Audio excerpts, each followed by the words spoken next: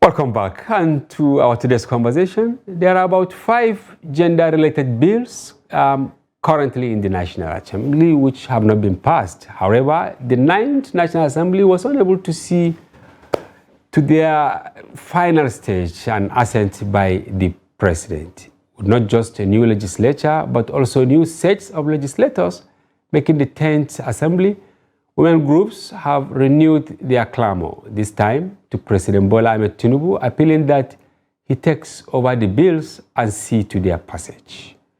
To discuss these issues and many more, we have in the studio Mrs. Felicia Onibo. She's a social development expert. She's also an expert in gender and governance policy advocacy and is the national coordinator of the 100 Women Lobby Group, among many other portfolios. Ma, welcome to the program. Thank you. We're happy having you in our studio. Yeah. And of course, we planned having you since yesterday. And coincidentally, just a moment ago, the President issued fresh appointments. Of course, we've been expecting most likely to have women among the security architecture because we have generals, right? We didn't see any. Are you worried?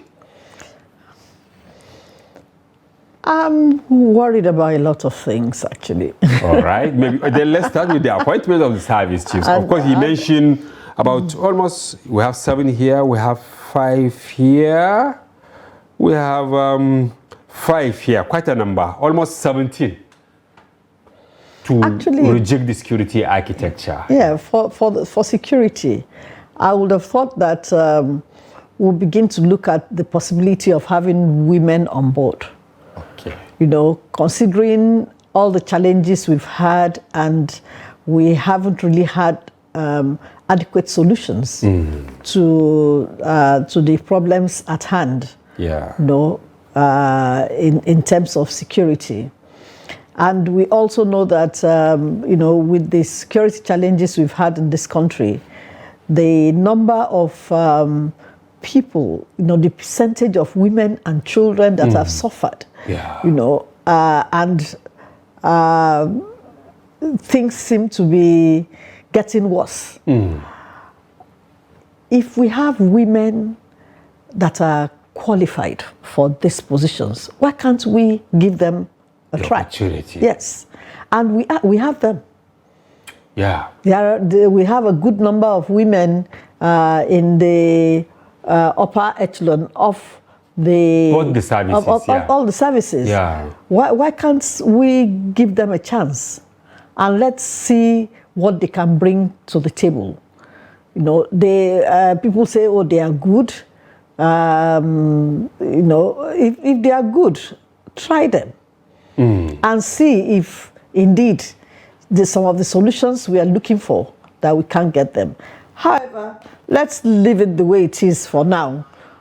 There are other areas where women actually need to be considered quickly. You know, because the picture we seem to be seeing across the country is photographs of all male. Of course, we have all male governors. Yeah. All male this, all male. Yeah, I mean, it's okay, but it's not very okay for the country. Yeah. You know? And he submitted 20 names, which have been approved by the National Assembly for appointment of advisors to the 9th Assembly, and approved for him. So far, he has made 12 appointments, and we have 4. We have Mrs. Olu Vahije, Special Energy, you know, Dr. Salma Anaskolo, Health. Today, we have Hadiza Bala Usman, SA Policy Coordination, and Hanatu Musawa, Culture and Entertainment Economy. I'm sure you will say you are satisfied. I'm happy. Okay. I'm happy to hear. But not satisfied. This. No. You know, I'm happy to hear of this. I'm happy because the positions are not just tokenistic. I know that we don't have our ministers on board yet. You know, I'm waiting to hear that, and I'm sure a lot of our women are waiting to know who our ministers are going to be. As for special advisors, you know, I'm actually impressed that the president have found it necessary to look at women who will be close to him, yes, telling him this is what you should do and this is what, advising him. That's a good thing. We are happy about that. That people are saying we want 35% affirmative action, we want this percentage does not mean it should stand on that percentage. If we have people who are good, and we have a lot of them, women who are good, who can steer the ship of this country to the right direction, bring them on board.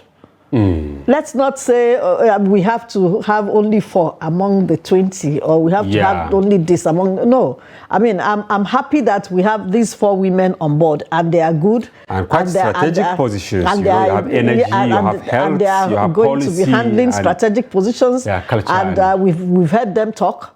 We've heard them. We have seen their portfolio. They are worthy of the positions that have been given. But we are still waiting. We are looking forward to more goodies from him. We want him to actually look at women closely and look at the situation of things in the country and see what happens if a woman is given the opportunity. Yes. You are the you come from the 100 Women Lobby Group. Yes, National Coordinator, 100 Women Group. How do you arrive at that name? Just 100 women? No. Okay. We know that in the political arena, yes, it's a game of numbers. Yeah. And we know that women have been shortchanged over the years.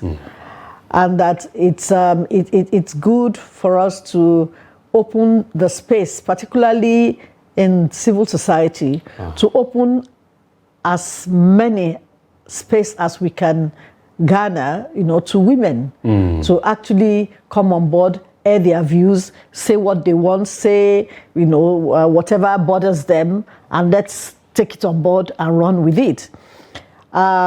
We also know that if we are able to look at a number of women in a particular state, yes, and we replicate it in all the states, that's a good number.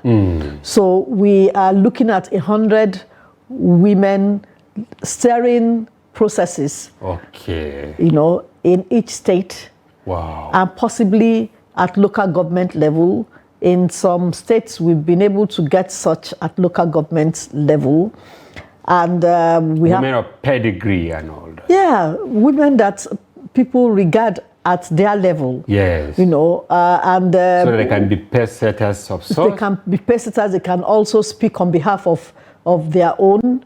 They can, relate effectively with their own kind on issues that they want. Such women, for example, are getting to understand that it is necessary for women to represent their interests, because when we are talking about children that are not doing well, children that are having issues, these women relate with it, and they know who to talk to. If they want solution, or if they want their children to go to good schools and they don't understand, they know who to quickly run to in their own community. And that's the that's the vision for the organization, that in every state we have at least 100 women representing the interest of different groups of people. And then at national level, we have more than 100. Before the 9th National Assembly ended, quite a number of stories across platforms from your group and others pushing for the passage of some bills that you found very pertinent. Among them, there are 5 that stood out. What happened that none of these 5, which we will mention one after the other, could not succeed? On a general note, who do you think sabotaged those bills? I would say that the leaders in the 9th Assembly, and their and the other members, They are handlers and members. were the ones. Oh. And it's really very sad, because these are leaders these are people who have had access to what's going on in other countries. They know that countries are actually rated by their gender status.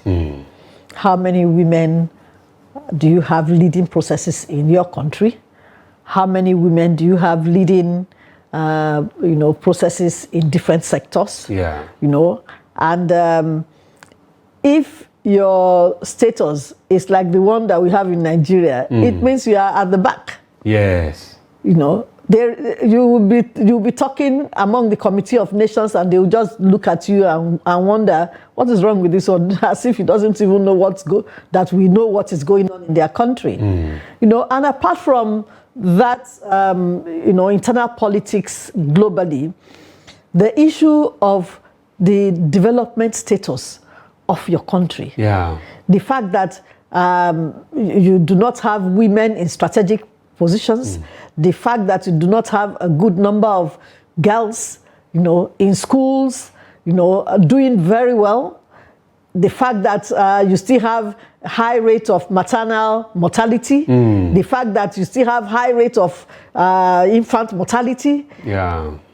All those things go back to the fact that there is disparity in gender administration and in the dynamics of gender in this country. Why did you take your case to the president? Because I'm laying foundation before we go deep into the bills. Why did you take your case to President Tinubu? Because you said you want him to take over the bills, you want him to push to see that they come to light.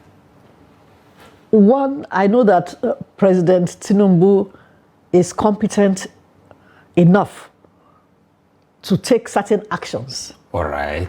By his antecedents in Lagos State. The way he moved and bulldozed his landmines and all that. Oh yes, he made sure that certain things happened at a time when everybody thought it was impossible. Yeah, including having a female deputy governor. Right? Yes, and we know that he can do the same. Is it that you lost confidence in the National Assembly, or you want to start from top to bottom? No. I did not lose confidence in the National Assembly. All right. I believe in representational systems. Okay. I believe that it is good for us to have a viable, strong National Assembly representing the interest of the people. Yes. Because the people they are the ones that gave mandate to those representing them at the National Assembly. Exactly. However, our experience with the Ninth Assembly was a shameful one. The Ninth Assembly, with all the brains and intellectuals that we have within that system, they did not see what we were seeing and what we were clamoring for. They didn't see that it was necessary for us to begin to take Nigeria to a higher level. Yeah. So the issue of patriarchy became so strong with them that these women, what are they looking for? Yes. But is there a nexus, ma'am? Is there a nexus between the inability to pass those bills and poor representation of women in the parliament? Of course there is, but the situation is worse now if we look at the representation of women in parliament. I mean, if we had, of course, if we had more women in parliament, the story would have been different. Would have probably been different, I would say. Yes, assuming you have more women. Yes, if we had more women, the story definitely would have been different. But then, when we look at it again, why are the men being so patriarchal? They are trying to follow a particular culture. Okay, why are the women in the National Assembly, in the Ninth Assembly, why did they not have the capacity to change things? The number is so few. So they will find it very difficult, even when it comes to vote this thing. When voting, it will be difficult. And the story we kept hearing outside the assembly was that, we have friends among them who have promised us that they will support us during the voting. Of course, voting started and the men, failed. Yeah, they failed to support. They failed to support. So that trend should not continue. And we cannot take chances. And that's why we are calling on Mr. President that he should take this as an executive bill. All right. So that he can push. He knows how to lobby. He should take it as an executive bill to the 10th Assembly. Yeah. So that they can pass this. And then Nigeria can then have a free flow of administration. We can have good governance. Yeah. Because when, everybody is well represented in governance, then the possibility of a good governance will be high. Now, going by how he started, as we mentioned earlier, are you hopeful that these bills would turn out to be executive bills? For instance, the first one is bill on citizenship, right? Yes. It seeks to grant citizenship to foreign husbands of Nigerian women. Why are you interested in that? In most parts of the world, that is the norm. Okay. When a Nigerian man goes to the UK, yes, and he marries a British lady, he gets a British citizenship. When a Nigerian man goes to America, marries American, same. In almost all European countries, that is the norm. It becomes automatic once the marriage is complete. And even in some other African countries, same. In Ghana and next door neighbor. Have you conducted a research as to why it's not happening here? Is it a colonial legacy? It's not colonial. Okay. At what point did we miss the road and veer off the track? It's not colonial. I think it's just first. It's something that was forgotten at a particular point. And then when it came to the realization that, this is an aspect of life that we haven't really given much thought to. At that point, it didn't then mean much. But don't you think by the time they are awarded this citizenship, they will begin to vie for political offices? What stops that? Okay. And Nigerians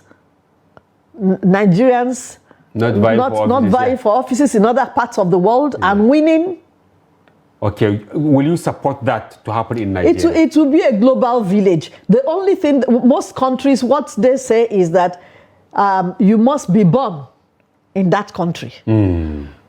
So you can be a child from that union, from the union that brings a Nigerian man that becomes the citizen of a particular country. Now bears children. Yes, so those children can become anything. They can become rulers of that country. You said something significant. To have a global world, global village. It becomes a global village. And there will be cross-fertilization of ideas and all that. Ideas, yes. Now, the other issue, you mentioned indigenship bill, addresses section 31 and 318 to allow women to claim their husband's state of origin. Origin, yes. How do you mean? I'm from Edo State. Okay. My husband is Ekiti. Now, you want to go and claim Ekiti? I should be able to claim Ekiti. But is this not happening? Because I know Senator Chris Bent, she went to Adamawa. Yes. So I think that this one is already happening, or it's not with as much as you expected. A distinguished senator, what's her name? Bent. Not even Bent. The other one from Masi. Okay, Masi, Binta Masi. Binta Masi. Yes, Binta Masi. Yes. She was married to a Kaduna State person. Yes. They allowed her represent them for one season. Yes. When she was to represent them again, they said, no, we have our own daughters too that will contest. Yes. Go to your... And that was how she went back to Adamawa. She went to Adamawa. She became a distinguished senator. Yes. Okay. Why can't she become a senator. Since she had performed. Or she didn't perform during She performed very well. So it's just because of her not being an indigenous of that state that became an encumbrance. Yes. For her to get a second term. Yes. Not because of poor performance. No. Wow. In fact, excellent performance gave her that ticket in her own state of origin. Quite interesting. And so, and there are many like that. Yeah, there are many women. And you know, the indigenship thing is so bad that even when you are from a particular state, you know, and you are working within the civil service, when states were created, some women were told to go to their own state, whereas their children, their husband, everybody is in this particular state. So you want this bill, if it becomes an act of parliament, it will. If it becomes an act of parliament, it becomes lovely. It gives a good sense of belonging to, you know, an emotional one too, a happy emotional one to the woman in question. The third one is affirmative action bill, aims to amend section 2236 to ensure women occupy at least 35% of political party administration and appointed positions. Yes, because we had looked at it and we saw what is the origin of all of this. The origin of all of this is the political parties. The political parties during primaries, they make sure that you know, women don't come up. Yeah, you know, maybe financial strength and all that. Everything. Culture, religion and all that. Yes. So if that is the case, then we had engaged INEC, you know, in the past to say, INEC, why not tell, I mean, these people, we've been able to reach, to get across to them. We've been able to encourage them to have in their own manifesto that they support 35% affirmative action, and that, you know, if that is the case, INEC should tell them that they must follow their 35% affirmative action as they have it in their manifesto. Don't you think this 35% affirmation thing is actually a shortcut to getting what ordinarily should be for women? Because you constitute 49% of the population. Are you not really undoing yourselves? I mean, women not being there for their fellow women to get to some of these positions, because you have the numerical strength. No. I mean, this affirmation, you know, is just to help us with what we have done with the Federal Character Commission, with the Federal Character, particularly when it comes to schools. Yeah, even though you know you deserve more. Yeah, we know that if we haven't gotten to a particular level, then we should ask government to create space for women to thrive, so that after a while, you know, we can leave the field and let it be a level playing ground for everyone. Yeah. You know, so government has to take it as their responsibility. It is the responsibility of the government of this country to create that space for their daughters, you know, for our daughters, our wives, our siblings, sisters, nieces and nephews, you know, I mean, nieces and co. You know, we have to do that. If we don't create that opportunity, it will not happen. Yeah. Then bill to have a ministerial and commissioner nomination, 6 to amend section 147 and 192. What is there? It's what we are starting to see. Okay. You know, that like now out of 12 you have 4. We have 4, and we expect that we should have more, much more. What is your contribution that you should have more? Because this is what some politicians will ask, that in some states, contribution in what sense? In election, when it comes to election, going out to vote and all that, you just want something on a platter of gold? No, we don't want anything on a platter of gold. Women have actually contributed so much to the polity. Women, I mean, without the women, the number of people coming out to vote will be quite few. You know, a lot of women come out. Look, this last election, women came out en masse, you know, except perhaps in places where you find some form of crisis or the other. Yeah. You know, but women came out to vote. And then women want to contribute their quota in terms of intellect, in terms of the skills that they have to the development of the country. You know, the question I ask actually comes from the politicians. Sometimes we do bring them here to say, why are you not fair to the women? Yeah, I've heard them say you can't get political positions a la carte. Aha. We know that. But at the same time, as a country, we cannot afford to have a country that do not give space to a good number of their women to come up, I mean, at least to come to table to discuss matters that concern them, or to lend their own, intellect to the systems that seem to be decaying on a daily basis. Yeah. So if that is the case, allow women to come up and help with their skills. And you think the amendments of the provision of the Constitution and all that, do you think it will be enough to do that without persuasion for the politicians, I mean men, to accept the fact that they will not get it right without the input of women?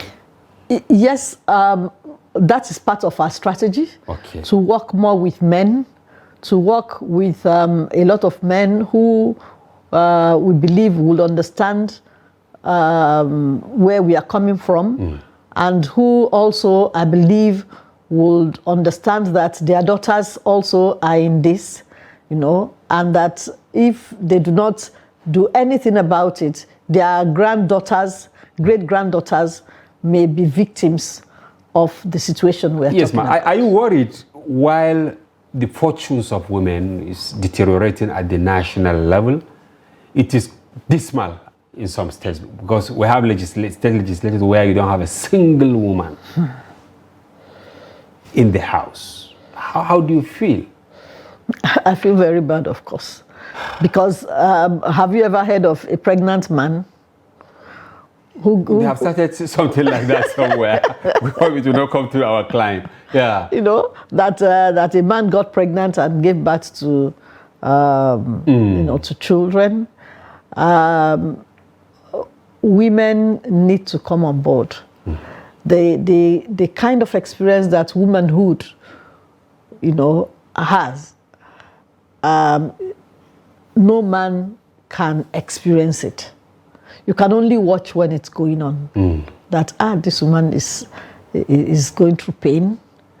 This woman, she's about to have a baby, we don't even know.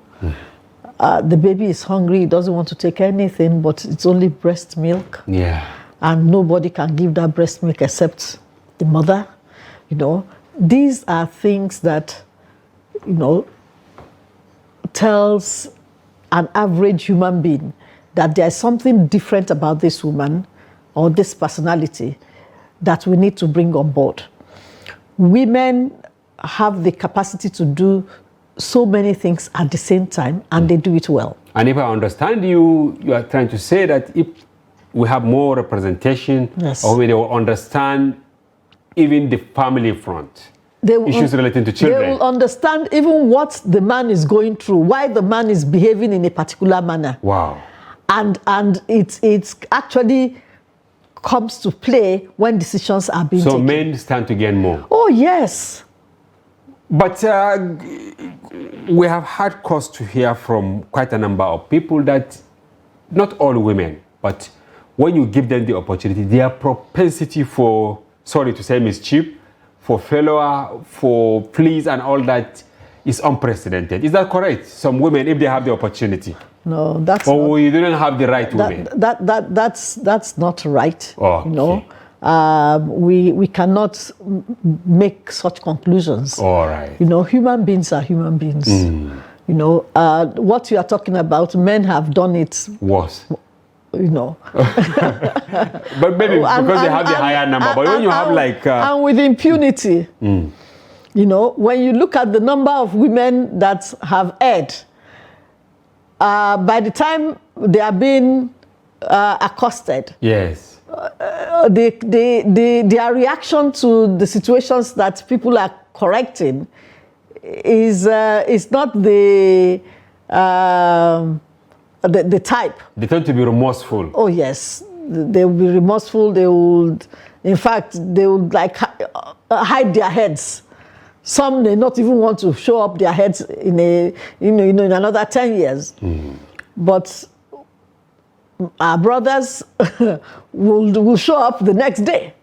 What about the other allegation, Ma, that they tend to be more prone to external influence? Look at the trending accusation now against former Court of Appeal president, even though she came out and said no, that it's not the case. Yeah. So how can women protect themselves from undue influence of men when they find themselves in position of authority? Because it has to be one of the things you have to clamor for. Most women who who qualify for those positions are very strict. They are usually extremely strict, and they are so strict that they are even strict to their husbands. You think what Senator Bulkachua said about his wife wasn't the correct picture? I cannot say anything about that. Yeah. But what I know today is that the woman is saying that is not the case. Yeah. And the man has come out to say that is not the issue. Okay, what is your final take to the president and to the legislators in respect to your pending bills? I want to plead. I know that my colleagues will say, why are you pleading? Yeah. You know, but I would like to say that the president and commander-in-chief of this country should know that Nigeria needs to be taken to a higher level. All right. Nigeria has suffered terrible image, and I pray that we get a good image maker for this country. And for the good image maker to do his or her job well, the personality needs the president, the National Assembly, and the Constitution to show the whole world that we have arrived. Thank you. And that we are ready to move. We cannot fly with one hand. Yeah. We cannot, no bird can fly with one hand, with one wing. Yeah. They need the two. And that Nigerians need both the men and the women to work together to have a beautiful country. And that's what my desire is. And that's my prayer to the president. We hope so, and we hope those who matter watch this program. Thank you very much, Ms. Felicia Onibo, social development expert, also expert in gender and governance, policy and advocacy, national coordinator, 100 Women Lobby Group, among other responsibilities. Thank you for coming to the program. Thank you. We hope to have you again. Thank you. And viewers, that's a wrap for today's edition. Join us tomorrow for another interesting package. Bye-bye for now. I'm Hamza Idris.